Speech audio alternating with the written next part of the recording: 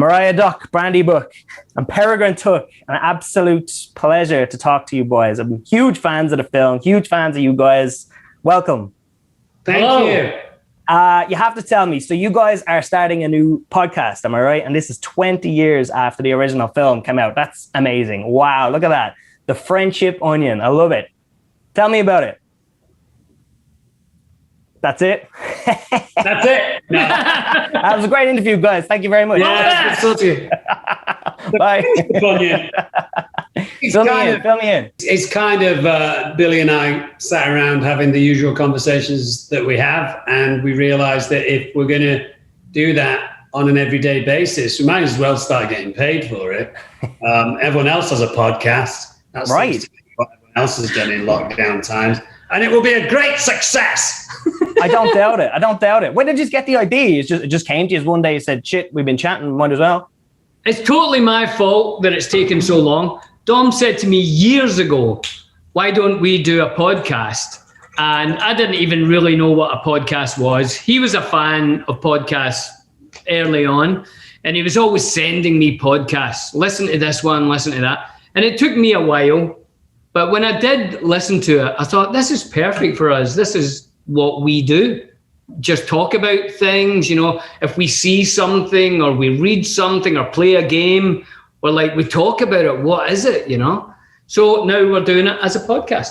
Amazing. You're into podcasts, Dominic, then. Who do you listen to?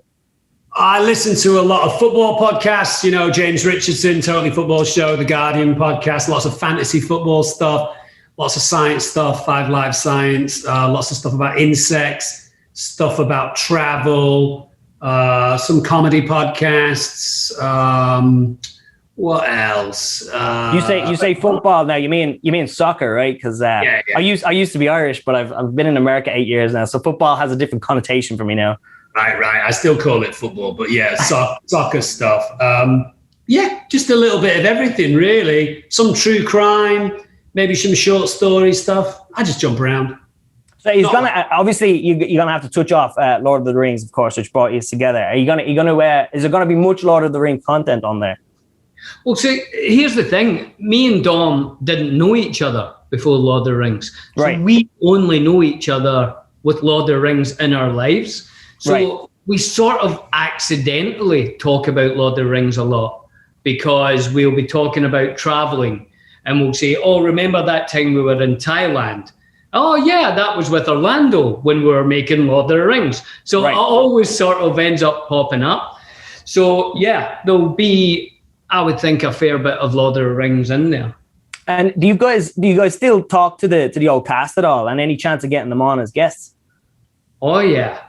They're all good friends. I'm sure we'll have them on at some point in the not too distant future. We obviously want to be mindful of giving away spoilers and things like that. But yeah, we're all friends. In fact, it was a year to the day yesterday that we did this Zoom with Josh Gad, where the entire fellowship plus a few other people like Pete Jackson and Kate Blanchett and Carl Urban and Miranda Otto all got together for an hour to raise charity. So we're all supportive of each other, and if we're in the same city, we try and see each other. What do you make of the fact that the film is still around and still has such a huge cultural impact today? Hasn't aged a day, really. Yeah, it's crazy. What do you think? Like, what do you think it owes its longevity to? I think a big part of it is where it came from. It came, the writer, basically it was his whole life, making this story. So it's a beautifully structured storytelling. And then on top of that, to have a filmmaker like Pete Jackson, who was passionate about making the best Lord of the Rings that he could make.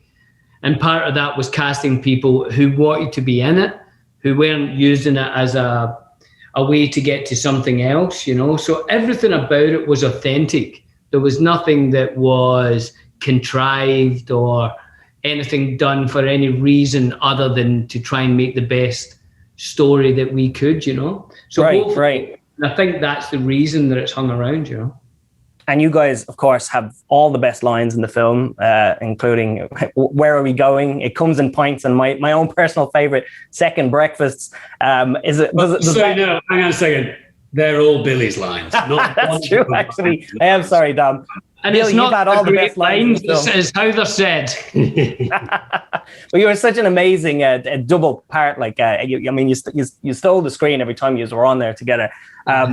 One thing I often wondered is actually why no more babies were ever called Mariah Doc or Peregrine. You never see those come up in baby names lists, and they should have. What do you make of that? I mean, in the United States, lots of people think that I'm called Mary, not Mary. Mary, the girl's name. I think Mariah Doc's a great name for a kid. There's quite a few dogs and cats called Mary and Pippin, right? But not too many humans. We should change that. We'll probably change that. I would like to hope so. As an Irishman, as I mentioned, I had to ask something. If you guys are going to delve back into the making of the film, and that I remember a time when Stuart Townsend was cast as Aragorn in the initial casting. Do you remember what happened there? Like, did you guys have him, or did you see him at all? Yeah, we hung out with Stu for probably 6-7 weeks, maybe 8 weeks before he left the project. It's probably more of a sensitive question to be asking Stu than to have us kind of fill in the blanks for him. But I think ultimately the filmmakers, between Pete Jackson, the producers, and the studio, they all got together and said, how do we feel about our cast? And when they got to a point where they had to commit to certain characters, they had, second thoughts about Stu, and he left the project, and less than a week later, Viggo showed up. Right. I think it was mainly down to age. I think they felt like the character should be older. He is very baby-faced, Stuart Townsend. I was saying I can't fathom another person in the role other than Viggo Mortensen. Another person who absolutely owned that role. Did you guys watch The Hobbit at all? What did you think of it? Yeah, well, Billy was in it. Yeah. Well, I wrote a song. Yeah, well, yeah, that's true, technically. I loved them. I thought they were great. I think they have a different vibe, and I think they should have done, because the book's a different vibe. But I loved them. I thought there was a lot of really cracking moments in it, Right. I was actually just discussing with a friend the other day, and people often, compare it unfavorably to Lord of the Rings because obviously such a perfect film series. And his point was, name a better modern fantasy film, Lord of the Rings aside, than the Hobbit series. And there really isn't one. And they're brilliant. Right. And it just goes to show how good Lord of the Rings is, really, that it sort of overshadows the Hobbit. Do you think we'll ever see a Silmarillion film? It was another question I needed to ask. I've read the Silmarillion. It's an extremely tough read. It's not nearly as easy as the other two books. Do you think it would ever happen? I mean, I think the appetite is there with Middle-earth fans. I'm not sure if Peter Jackson would go back to Middle-earth at this point in his life. So then you're going to need someone to complement his work whilst also having their own fingerprint. I think if they do Silmarillion, it might not be until, Billy and I are old men. And then we can both play Gandalf. Maybe we could direct it. Consider it done. We'll bring some funny into it. It's not funny enough. No, it's not funny enough. Any chance that you guys would be drafted into the new series to play a character? Well, they'd have to pay us first incredible amounts of money. No one has approached me. They might have approached Billy and he's keeping it secret, but no one's approached me. But I'm looking forward to seeing the show, and I wish them a massive amount of luck. I hope it does well. I mean, it brings a lot of work to the island of New Zealand, a country that we both love. Right. Speaking of, Dominic, you've obviously been in some other very high-profile films, including The Rise of Skywalker. That took, obviously, far from a flop, but it took some, from the toxic side of the fandom, some people were shat on the film a little bit. What did you make of all that? I think, again, when you're dealing with a film series that has a massive fan base, a very enthusiastic, involved fan base, you're going to have a bunch of people that don't like it. But, when you're coming towards the end of the stories of Poe and Rey and Finn and to a certain extent Chewie and R2 and C-3PO. You can't please everyone. JJ did the best that he could. He's a massive Star Wars fan. I had a great time doing it.